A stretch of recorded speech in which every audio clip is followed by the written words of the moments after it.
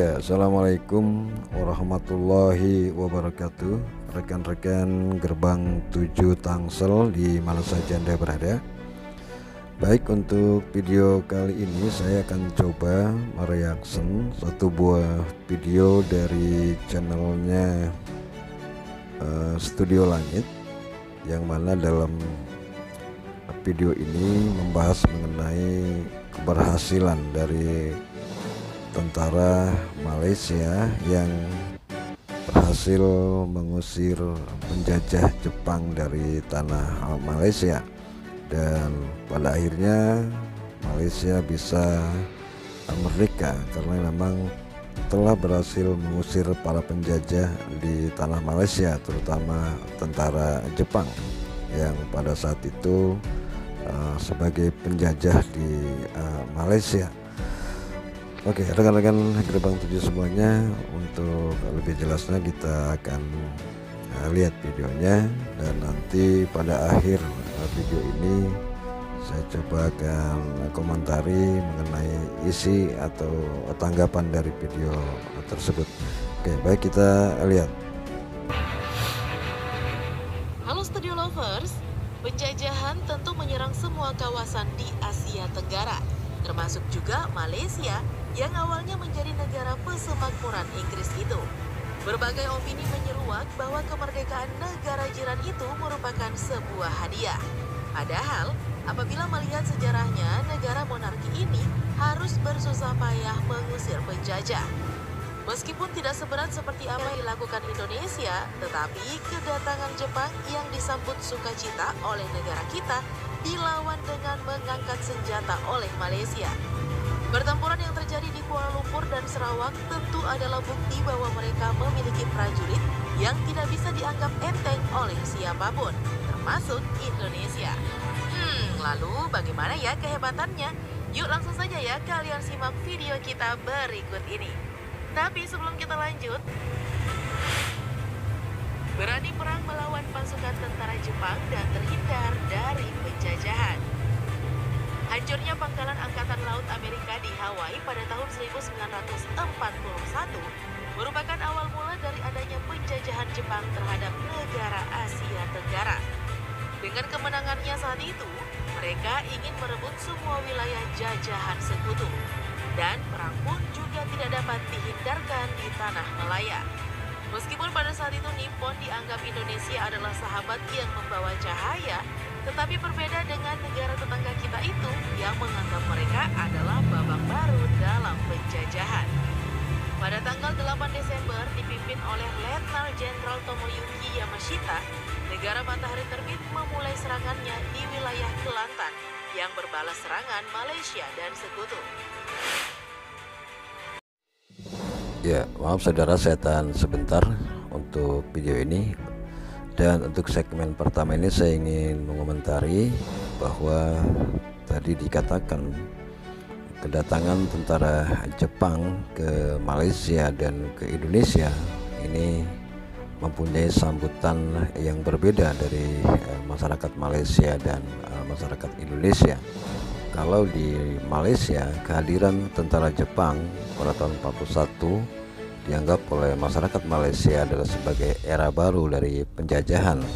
Sedangkan di Indonesia, kehadiran Jepang oleh masyarakat Indonesia dianggap sebagai cahaya dari timur yang akan menerangi bangsa Indonesia dalam menuju kemerdekaannya. Hal ini disebabkan karena di Indonesia, Jepang datang untuk mengusir Belanda dari tanah Indonesia, yang kemudian Jepang dibantu oleh masyarakat dan tentara Indonesia. Sedangkan di Malaysia, Jepang datang untuk mengusir tentara British atau Inggris, tetapi masyarakat Malaysia dan tentara Malaysia kemudian membantu British untuk melawan Jepang dengan sekutu-sekutunya. Itu perbedaannya antara kehadiran Jepang di Malaysia dan Jepang di Indonesia. Ya, saudara, kenapa bisa terjadi hal seperti itu? Karena memang dua negara adidaya ini atau negara yang tergabung dalam pasukan sekutu ini, baik Inggris maupun Belanda, ini memiliki kriteria yang berbeda dalam menjajah. Kalau Inggris menjajah di Malaysia, mereka menggunakan cara-cara halus untuk merangkul semua masyarakat yang ada di Malaysia, ya sultan-sultan yang ada di Malaysia. Tapi Belanda di Indonesia tidak, mereka menggunakan dengan cara-cara kekerasan, agresi militer, penangkapan dan sebagainya. Itulah kenapa Jepang datang ke Indonesia, kemudian bertempur bersama Belanda, kemudian dibantu oleh masyarakat Indonesia sama-sama untuk mengusir Belanda dari tanah Indonesia ini. Sedangkan di Malaysia, Jepang justru malah selain berperang dengan tentara Inggris, kemudian juga dibantu juga oleh tentara Malaysia dan negara-negara persemakmuran lainnya seperti India dan Australia untuk sama-sama melawan Jepang. Baik, saudara, kita lanjut lagi untuk menyaksikan video di segmen kedua ini. Bantuan untuk Malaysia dari beberapa negara saat itu tidak membuat Jepang langsung takluk. Tetapi pada akhirnya negaranya Miyabi ini menderita kerugian besar dengan tewasnya 600 prajurit serta beberapa tank. Memiliki kekuatan lama bernama Resimen Melayu Singapura. Pada tanggal 31 Januari 1942, akhirnya Jepang memukul mundur sekutu dan menasbihkan diri mereka menjadi penguasa kawasan Asia Tenggara. Terdapat 3.000 lebih orang Malaysia serta dari berbagai negara tadi menjadi korban. Kemenangan negara matahari itu juga mengusir Belanda dari negara kita, Indonesia. Namun, kekalahan tersebut tidak hanya membawa hal baik untuk negara kita saja. Pasalnya nih, Resimen Melayu Singapura menjadi semakin kuat karena perang itu. Dan hubungannya semakin erat karena merasakan penindasan yang sama. Meskipun jarang terdengar, tetapi apabila ada ancaman, persekutuan ini siap untuk bahu-membahu melawan musuh dan gabungannya akan membuat musuh berpikir dua kali. Ya, baik saudara, itu adalah segmen kedua dari video ini yang kami reaction, dimana tadi dijelaskan bahwa pasukan Malaysia berhasil mengusir Jepang dari tanah Melayu, dan pasukan Malaysia ini juga tentunya merupakan pasukan tidak sembarangan yang bisa diremehkan oleh siapa saja termasuk Indonesia. Baik saudara, saya akan berikan komentar sedikit bahwa Jepang datang ke kawasan Asia Tenggara adalah menuju daerah-daerah yang pasukan sekutu menguasai negara-negara di Asia Tenggara, seperti Inggris yang menguasai Malaysia dan Belanda yang menguasai Indonesia. Oleh sebab itu, maka pada tahun 1941 tentara Jepang mendarat di Malaysia, yang kemudian sejak pendaratannya di Malaysia, tentara Jepang mendapat perlawanan yang sengit baik dari tentara Malaysia, tentara Inggris, tentara India, tentara Australia dan Kanada, juga Selandia Baru, yang sama-sama bergabung menjadi satu yang kemudian melawan pasukan Jepang pada saat itu. Namun setahun kemudian pada tahun 1942, pasukan-pasukan Malaysia, Inggris, Selandia Baru, India, Australia, dan Kanada berhasil ditumpas oleh Jepang, dan kemudian sejak tahun 1942 itulah seluruh daerah Malaysia dikuasai oleh tentara Jepang. Kemudian dengan direbutnya Malaysia oleh tentara Jepang pada tahun 1942, maka Inggris yang sejak lama berkuasa di Malaysia kemudian terpojok dan singgah di Singapura.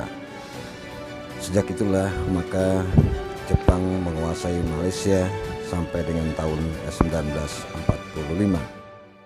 Ya, setelah Jepang berhasil menguasai Malaysia pada tahun 1942, kemudian Jepang juga mengirimkan pasukannya ke Indonesia untuk mengusir Belanda dari Indonesia.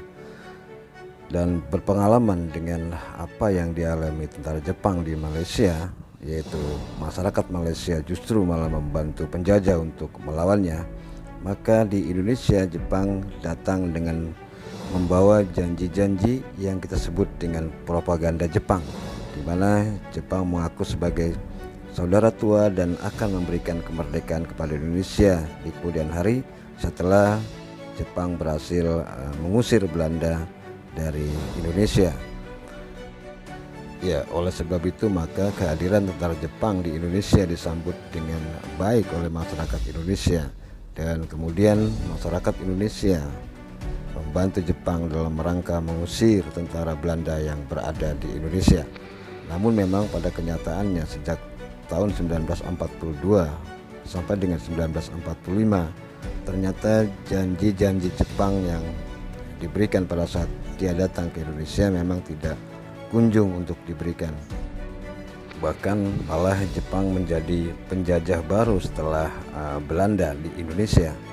Namun demikian pada tahun 1945, 3 tahun berselang kehadiran Jepang di Indonesia, kemudian Jepang menyerah kepada tentara sekutu setelah negaranya dibom atom oleh Amerika Serikat, yaitu Nagasaki dan Hiroshima pada tanggal 6 dan 8 Agustus 1945. Maka disitulah kesempatan rakyat Indonesia, para pemimpin Indonesia untuk segera menyusun rencana-rencana persiapan dari kemerdekaan Indonesia.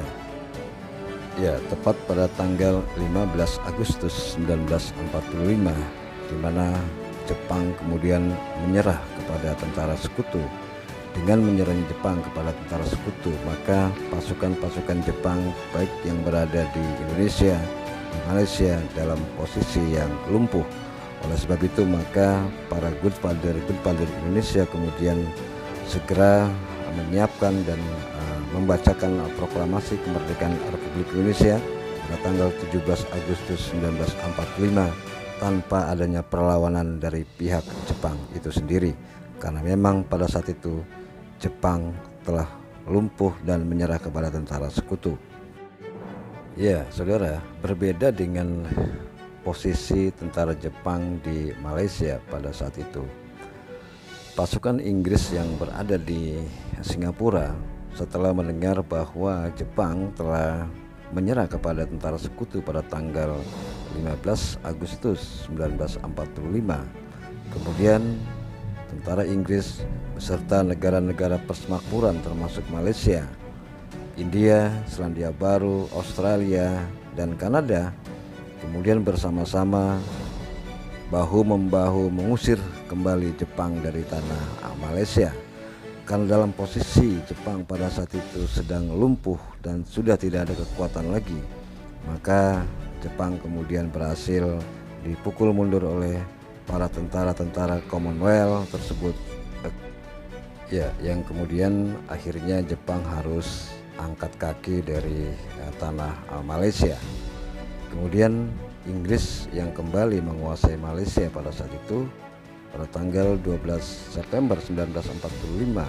Inggris kemudian membentuk administrasi militer Inggris di Malaysia.